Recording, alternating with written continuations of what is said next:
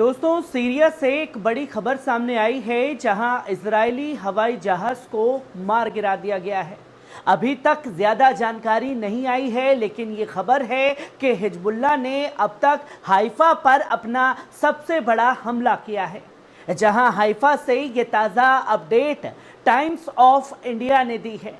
एक और घटना में चाकू से किए गए हमले में 8 से ज्यादा इजरायली घायल हुए हैं, जिनमें से कुछ की हालत काफी नाजुक बताई जा रही है। ऐसा लगता है कि जो सिलसिला 7 अक्टूबर को इजराइल के अंदर शुरू किया गया, याहिया सिनवार ने आत्मघाती हमलों को शुरू कर दिया है। फिर से ये तस्वीरें जो हैं वो लोगों के सामने आने लगी हैं। जहां कल गैलेंट को अमेरिका जाना था, लेकिन उन्हें रोक दिया गया। ईरान ने अरब देशों को खुली धमकी दी है।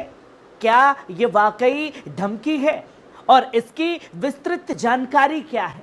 मैं आपके साथ हूं और आपके लिए सभी खबरें लेकर के आया हूं। वीडियो को अंत तक देखें। सलाम, मैं हूं आपके साथ नदीम अकरम। पल पल न्यूज में आप सबका खैर मकदम है।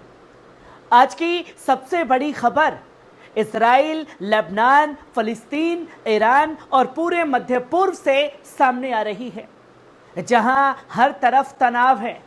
इजराइल और अमेरिका के बीच सब कुछ ठीक नहीं चल रहा है दोस्तों।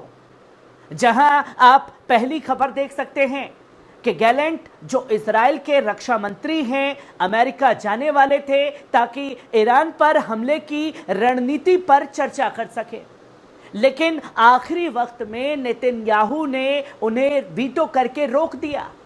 नेतन्याहू ने बार बार बाइडेन से बात करने की कोशिश की है, लेकिन उन्होंने कोई कॉल नहीं किया।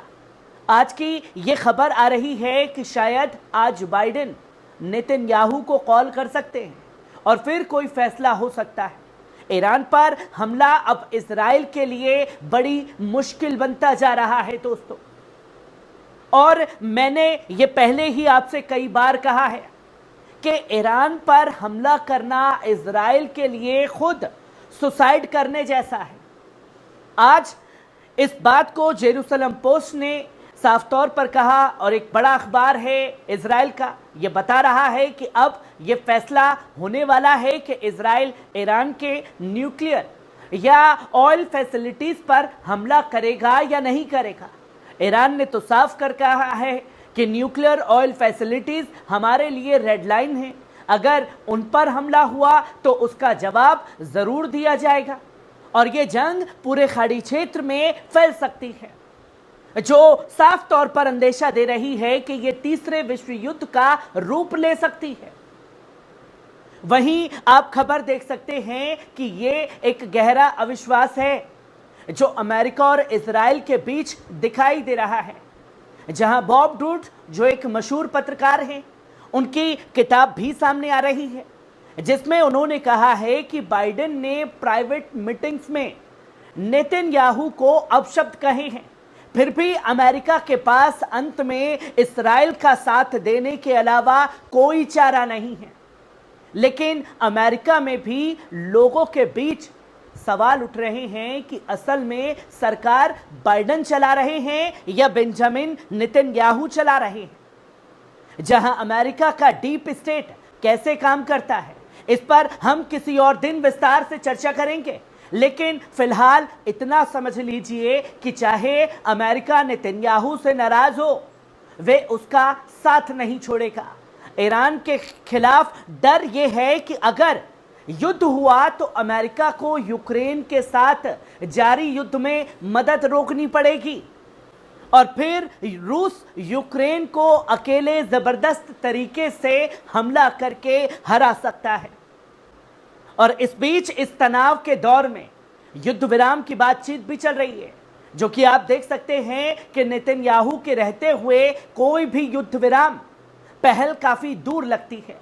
अरब देशों को धमकी दी गई है कि अगर किसी ने अपनी हवाई सीमा इजराइल को दी तो वे दुश्मन देश माना जाएगा।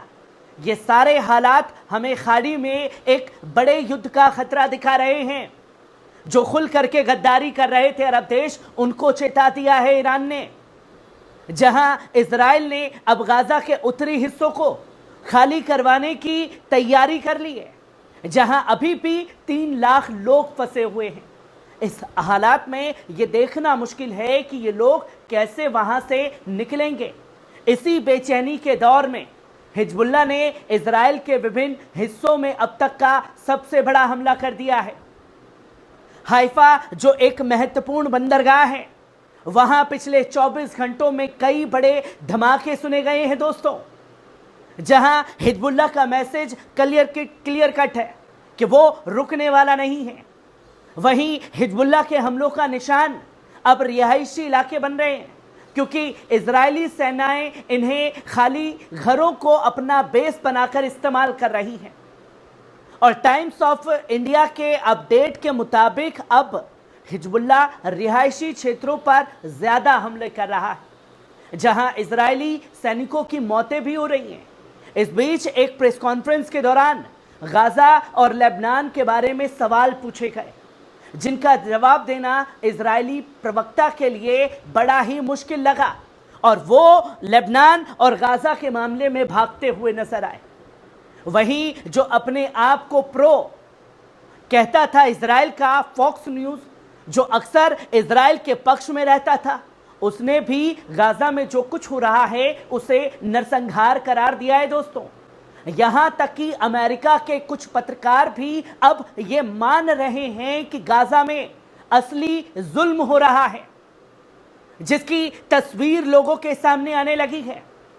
वहीं इजराइल की अर्थव्यवस्था भी इस युद्ध विराम के परिणाम भुगत रही है। बेन गुरियन एयरपोर्ट पर लोगों की आवाजाही 43% तक कम हो गई है और लोग इजराइल छोड़कर भाग रहे हैं। गैस फील्ड्स का विस्तार, जो इजराइल की रणनीति का हिस्सा था, अब वे भी रुका हुआ है। एक न्यूक्लियर फैसिलिटी पर हमला इजराइल के लिए अत्यंत नुकसानदेह होगा और ईरान का जवाब उन फैसिलिटीज पर होगा जो इजराइल की अर्थव्यवस्था का सबसे बड़ा इम्तिहान ले सकती है, क्योंकि ये इजराइल का हमला खुद सुसाइड करने जैसा है ईरान के ऊपर। जहां यह भी खबर सामने आ रही है कि यमन के हालात भी बहुत गंभीर हैं, जहां रूस ने अपनी एम्बेसी फिर से खोलने का निर्णय लिया है। ईरान को मदद देने में रूस और चीन दोनों शामिल हैं, जो इस युद्ध को और ज्यादा महंगा बना देंगे। बात यह है कि अमेरिका, जो हमेशा मानवाधिकारियों का चैंपियन बनता है, उसी ने गाजा में मदद देने वालों पर इजरायली हमलों के लिए हरी झंडी दी थी। और यह साबित करता है कि अमेरिका खुद इस युद्ध में कहां खड़ा है।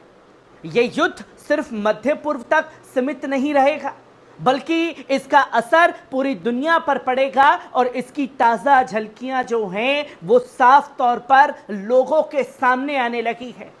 जो अमेरिका खुद मिडल ईस्ट को आग में झुलसाना चाहता था जंग की, वो अब खुद इस जंग की चपेट में आ चुका है, जिसका असर खास तौर पर दिखने लगा है।